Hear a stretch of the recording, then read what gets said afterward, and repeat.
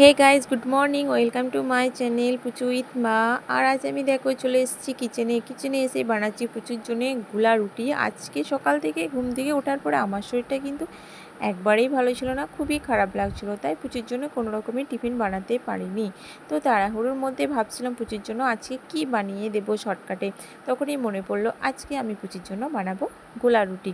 তো পুচুকে আমি বললাম তোমার জন্য আজকে গোলা রুটি বানাচ্ছি। আর পুচু কিন্তু গোলা রুটি খেতে খুব ভালোবাসে।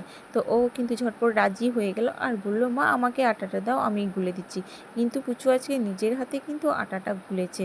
আর ও তো সত্যি খুব ভালোবাসে। ও তখন আমাকে বলে, মা আমি তোমাকে বলছিলাম এই রুটিটাই বানাতে। তো আমি কিন্তু বুঝতে পারিনি। তো কিন্তু আজকে প্রচুর পছন্দের মতনই খাবার আমি বানাচ্ছি। আর দেখো পুরো গোল হয়ে গেছে, একদম গোল একটা মতন হয়ে গেছে। আর একটা হয়ে গেলেই বাস পুচুকে দিয়ে দেবো খেতে। আর আজকে সকাল থেকে আমার শরীরটা যে কী হলো আমি নিজেই বুঝতে পারিনি। তো আজকে অমাবস্যা, তাই মাথাতে তো স্নান করতেই হলো। তো মাথায় স্নান করলাম। আর মাথায় স্নান করার পর ঠাকুর দিকে ধূপ দেওয়ার পর এতটাই দেরি হয়ে গেল যে কী বানাবো খুঁজেই পাচ্ছিলাম না। ঝটপট মাথাতে চলে এলো গোলা রুটির কথা। আর পুচুর জন্য আমি দেখো গরম গরম গোলা রুটি বানিয়ে নিয়ে যাচ্ছি ওর জন্য রুমে।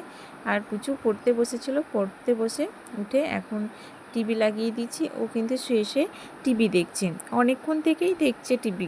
আর একবার করে বলছে, মা তোমার হয়েছে গোলা রুটি? আমি বললাম এখনও হয়নি, আর একটু অপেক্ষা করো তাহলেই হয়ে যাবে। তো ও দেখো শুয়েই পড়েছে খিদেতে, মনে হচ্ছে খুব খিদে পেয়ে গেছে আজকে। এরপর দেখো আমিও আজকে শর্টকাটে ঝটপট কিছু রান্না করে নিয়েছি। পুচু যেগুলো খেতে ভালোবাসে পুচুর জন্য সেগুলো করে দিয়েছি, আর আমি যেটা খেতে ভালোবাসি সেটা আমার জন্য করে নিয়েছি।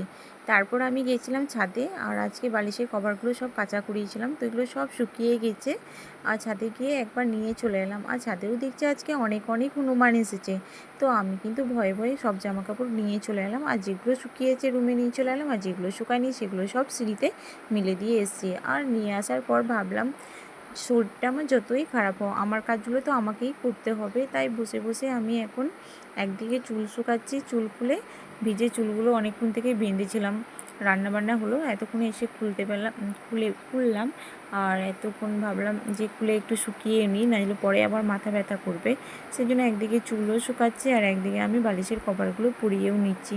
তাহলে আমার এই কাজটা হয়ে থাকবে, না হলে তো আমাকে আবার পরে এই কাজগুলো করতে হবে। এরপর আছে পুচুকে স্নান করানো। একটার পর একটা কাজ কিন্তু লাইন দিয়েই আছে। পুচু এখন গেছে মামাদের বাড়িতে, মামাদের বাড়িতে এখন এক খেলা করছে। তো সেই জন্য আমি ভাবলাম এইদিকে আমি আমার কাজগুলো সেরে নিই। আর আজকে তো অমাবস্যা মাথায় স্নান করেছিলাম সেই জন্যই যে পুজো দিতে যাব বলে, কিন্তু অমাবস্যা লেগেছে 11টার সময়। তো আমি 10টার মধ্যে স্নান করে নিয়েছিলাম, তো সেই জন্য তখন আর যাওয়া হয়নি। তো এখন আর যেতে পারলাম না। আর রাতের বেলায় যাব, গিয়ে প্রণাম করে আসবো আর পুজো দিয়ে আসবো। আর এর পুজোর কথা বলতে বলতেই দেখো পুজো চলে এসছে। আর পুজো চলে এসে আমার চুল কাটতে চলে এসছে একটা কাঁচি নিয়ে। আজকে তো ছোটো কাকু ওর চুল কেটে এসেছে, আর আমি বলেছিলাম তোমার চুলগুলো আমি কাটিয়ে নিয়ে আসবো। তো সেই জন্য একটা কাঁচি বের করে নিয়ে এসছে আর আমার চুল কাটতে এসছে। আমি বললাম আজকে অমাবস্যা না, আজকে চুল কাটতে নেই, তাই ঘুরে চলে গেল। নইলে তো মনে হয়েছিল আমার সব চুলগুলোই কাটতো। সবসময় এত দুষ্টুমিগিরি করে না, কখনো কখনো তো আমি ওর সাথে পারিই না, আমি পুরো একদম পাগল হয়ে যাই। আর এখনও পর্যন্ত দেখছো ও আমাকে জ্বালাচ্ছে, আর আমি ওকে কিন্তু বকাবকি করছি। তো দেখো আমার একটা দুটো বালিশের খোল পরানো হয়ে গেল। আর আজকে না মনে হচ্ছে বৃষ্টি হবে, মেঘও করেছে। আর ছাদের উপরে মাসির জামা কাপড়গুলোও আছে, শাড়ি টাড়ি মেলা আছে। আমি এক হাতে গিয়ে কেন যে নিয়ে এলাম না বুঝতে পারলাম না। ভাবলাম রোদ আছে আর একটু শুকাইতে শুকিয়ে যাক, তো আমাকে আবার একবার ছাদে যেতে হবে। তো আর একবার ছাদে চলে যাই, গিয়ে জামা কাপড়গুলো নিয়ে চলে আসি। ফার্স্টে তো আমি বালিশের কভারগুলো পরিয়ে দিই। আর এরপর এই ফ্যানটার হাওয়াটা এতটা গায়েও লাগছে না, তাই আমি দেখো চালিয়ে নিলাম বড় ফ্যানটা। তো ওই ফ্যানটা চালিয়ে নিলাম, আর ফ্যানের হাওয়াতে আমার চুলগুলো তাড়াতাড়ি শুকিয়ে যায় যেন।